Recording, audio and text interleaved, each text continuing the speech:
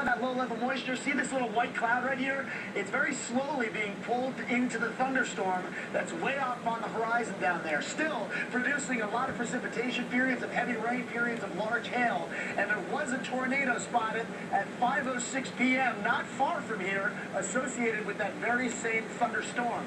So we're going to monitor this situation right here. I want to show you also kind of a cool feature that we've got going on the western edge of the storm. See that fibrous-looking cloud way up in the sky, that contrast with the blue in the cloud? That's the anvil, or the cloud top, probably about 40,000 feet tall. Ed Green, I know we're under that tornado watch. It continues. How did the storm look on radar? Boy, they look pretty potent out on the eastern plains, Justin. Let's take a look. We're going to take you back to the early morning. And here's where the storm, see down there near Highlands Ranch, just coming out of that area, pushed across Denver, really got its act together here. And then we had nothing but problems as it continued to track to the east. Now, we were talking about those storms that were coming up from the south. They were racing up. Watch how these storms move into that one and pretty much knock it out. They just pretty much absorb the energy from that, but the storms keep going out on the eastern plains, and that's what we're seeing. That's where the storms are really the strongest, out on the eastern plains once again. And we have a tornado watch, as you said, along the front range and into the foothills, Larimer, Boulder, Jefferson counties, and the adjacent plains. And you can see there northeastern Adams pushing into Morgan and Washington counties, a severe thunderstorm warning going on. And we also have a severe thunderstorm watch for most of the rest, except for way north, Logan, Sedgwick, and Phillips counties, but you can also see severe thunderstorm warnings in Kit Carson, Cheyenne, and Kiowa counties. Now, we had some great pictures, and a lot of our viewers sent them in, so let's go to Chris Spears and take a look at some of those magnificent pictures we saw. Gosh, they've come in by the dozens, Ed. It's really hard to count how many we've had. I want to first start off showing you the tornado reports we've had today. So far, 9 reported tornadoes to the Storms Prediction Center. 5 of those sounds like they've been confirmed. There was a couple on the southwest side of Aurora. This was that rain-wrapped tornado near Smith Road and I-70. Watkins had a tornado. This one out here by Byers, just to the northeast, was on the ground for 5 minutes. But we had an amazing amount of pictures come in. Teresa Fuentes near Tower and Smith Road. This was one of those rain-wrapped tornado reports that we had. Manuel Medina, look at those scary clouds. I mean, I can't imagine seeing that in person. Quite an experience.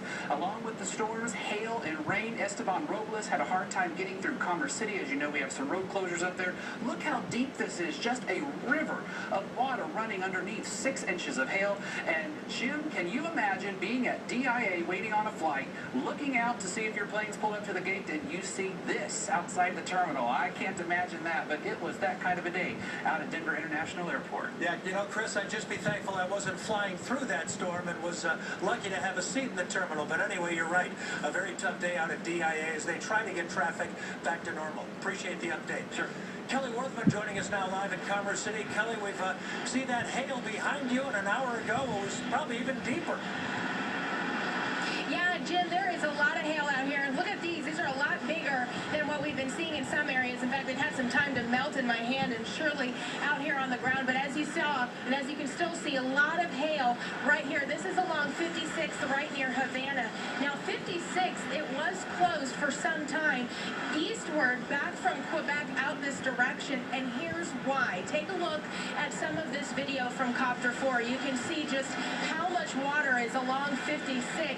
And obviously, officers had to close down the road for safety concerns. We'd already seen some folks getting stuck in really deep water. So 56th Avenue was closed out here in Commerce City for a while. It reopened just about a half hour ago. And as you can see now, traffic is moving through here. But there's still a lot of hail and a lot of water on these roadways. So, of course, we're asking folks, as is law enforcement, to please be careful. One thing that we're noticing right now, we can see that the wind is beginning to pick up. The temperatures are beginning to cool down. Of course, that's natural as the sun begins to set. But we're also realizing you can't see the mountains out west like you normally can at this time of day. We're seeing a lot more cloud cover, some of those dark clouds. Hopefully it's just a little light rain, but of course we know that that's something that Ed, Chris, Justin, and all of our weather folks are keeping an eye on. We'll continue to look out for those dangerous spots for you and keep an eye on everything else happening out here in the metro area. Until then, live in Commerce City, Kelly Worthman, CBS 4 News. Kelly, thanks very much. Not too far from her location, Copter 4 a few moments ago was over Dick's Sporting Goods Park. The field was covered in hail by this storm. That's a problem because the girls' high school soccer championships are set for tonight. Crews have been working very hard to clear the field. We now know that the 4A game has been pushed back until 7. Still not sure what will happen to the 5A girls' title game. Aurora, certainly another area hard hit with the hail. That's where Suzanne McCarroll is live right now. And Suzanne, just piles of that stuff. Have you noticed any damage in your travels today? No, that's the good news. But take a look. I feel like I'm straddling two seasons. Beautiful green grass to my right, and it looks like snow and winter right here. Look how deep and thick this hail is. Big clumps of it. They actually had to get out a golf cart to plow this area, and it took a while, and there's still plenty here. We traveled around Aurora today. Let me show you some video we shot just a couple miles from here. This is actually the Woodshire East Mobile Home Park. It is near the Airport Boulevard and Colfax area. Take a look at the hail and flooded streets in this mobile home neighborhood. Cars were actually stalling. Residents had to push their way home. They say it is a chronic problem out there every time it rains. And taking a look at Tower and Colfax, a yard was completely flooded. Toys and lawn chairs were toppled. We found some really rattled residents who were really surprised as they arrived home. But, you know, everywhere we went, we saw people a little unnerved as they were driving around looking at the sights.